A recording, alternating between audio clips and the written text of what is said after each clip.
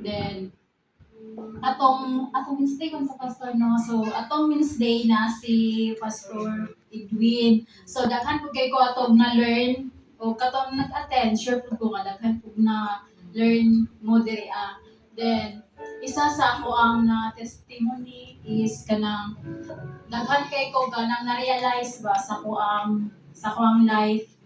And even though sa mga circumstances o mga anong mga naagian ako sa kuang kinabuhi, murag nagsilbi tong guide or inspiration ang i-share ni Pastor Edwin sa kuha. Then mao to ang kanang murag gihugutan ako og kaning lakas para sa pangalaw-adlaw nga pagkabuhaton. Kay kato siya dako kay impact para sa akong kaugalingon nga mao toy kanang i-guide nako, mao to ako ang basihan para makabalo ta ba kung asa ta kanang paingon. Kanang kumbaga kung mag-decide ta sa kung kanang decision making ta, natay kanang basihan kung unsa gyud ato ang dapat i-decision. Kay kabalo naman ta kung asa ang tama o asa pa ang mali. Amen. So kato siya daghan kong na-realize nga dili lang di ay kaning kwarta ang basihan diya sa kalibutan. So daghang mga word of wisdom nga na-share ni Pastor Edwin.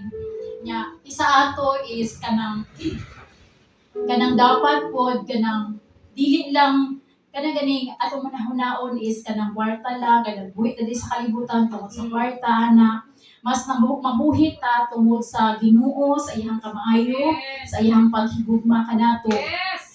Amen.